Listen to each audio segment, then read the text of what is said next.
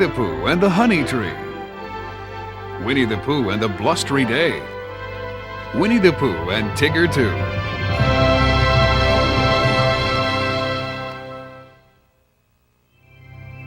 Walt Disney Home Video presents the story of Winnie the Pooh and the Honey Tree.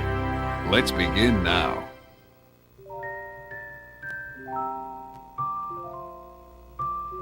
Like most small boys, Christopher Robin has toy animals to play with, and they all live together in a wonderful world of make-believe. But his best friend is a bear called Winnie the Pooh, or Pooh for short.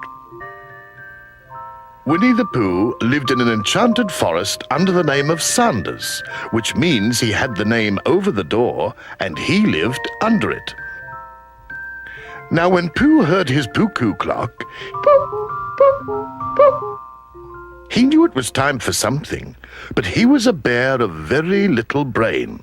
So when he thought in the most thoughtful way he could think. Think. Oh, yes, time for my stoutness exercise.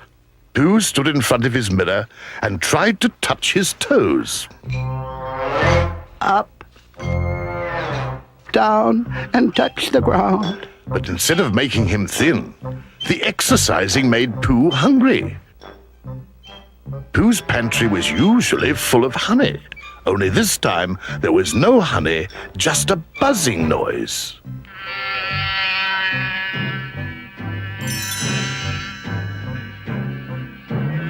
Pooh said to himself, The only reason for making a buzzing noise that I know of is because you're a bee. And the only reason for being a bee is to make honey. And the only reason for making honey is so I can eat it. Pooh followed the bee to a large tree. There, near the top of the tree, was a beehive full of honey. So Pooh began to climb the tree. Just as Pooh neared the beehive, the branch he was standing on broke, and down went Pooh. It all comes from liking honey so much, I suppose, said Pooh as he landed in a bush. Oh, bother. Pooh brushed the prickles from his nose and decided to go ask Christopher Robin for help. Pooh found Christopher Robin putting Eeyore's tail back on. Christopher Robin, I was wondering if you had such a thing as a balloon about you. Sure, Pooh. Here you are. But what do you want a balloon for? Pooh whispered. Honey. But, Pooh Bear, you don't get honey with a balloon. I do. I shall fly like a bee up to the honey tree, see? But, Pooh, you can't fool the bees that way. I can if I roll around in the mud until I'm black all over. There. Isn't that a clever disguise? What are you supposed to be, Pooh? A little black rain cloud, of course. Pooh was very excited. Now, would you aim me at the bees, please? Christopher let go of Pooh, and the bear floated right up to the beehive. But the bees weren't happy to see him. Dangling by the balloon string, Winnie the Pooh called down. Christopher Robin, I think the bees suspect something. I think it would help with the deception if you would open your umbrella and say, "Tut, tut, it looks like rain." So Christopher Robin paced back and forth with an umbrella over his head, saying, Tut, tut, it looks like rain. And Pooh even tried singing a cloud song. But the bees weren't fooled by any of this, and they burst Pooh Bear's balloon. Pooh fell from the sky. I'll catch you, Pooh! Shouted Christopher Robin, and he did. Oof!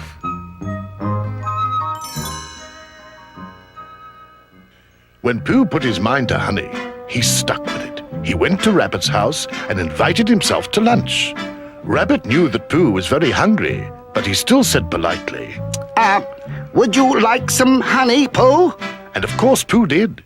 He ate and ate and ate and ate until he had eaten every last drop of Rabbit's honey.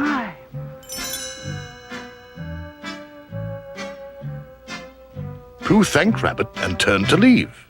But Pooh's tummy, full of honey, only got halfway out of Rabbit's small, round front door.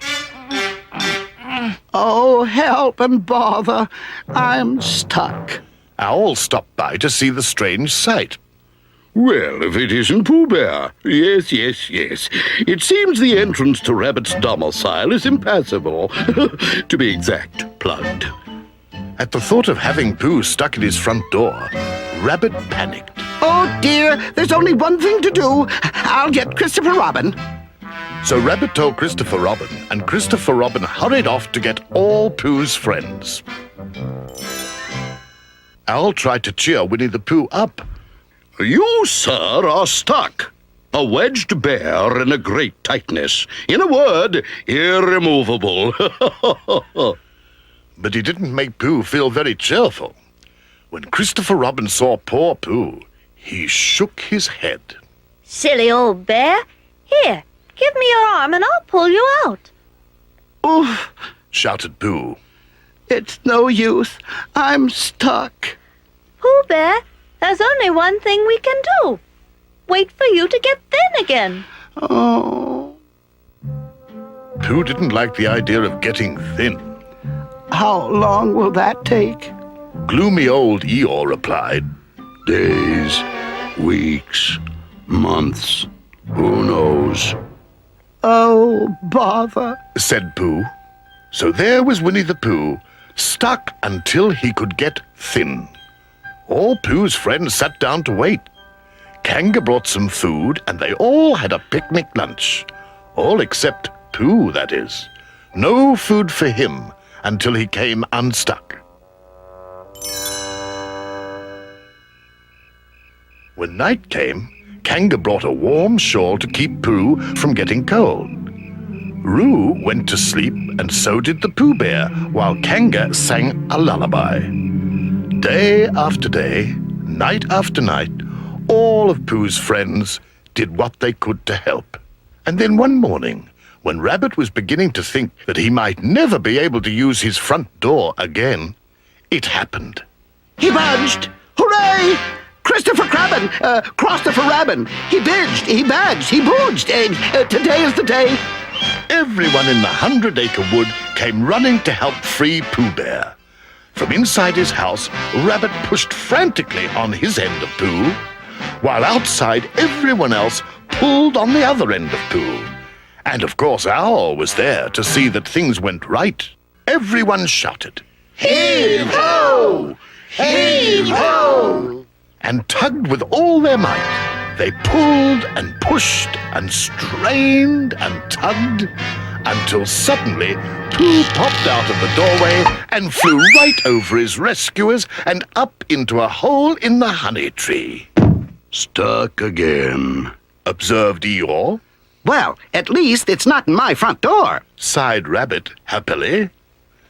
Christopher Robin called, Don't worry, Pooh. We'll get you out. but Pooh was quite content to remain stuck. No hurry. Take your time.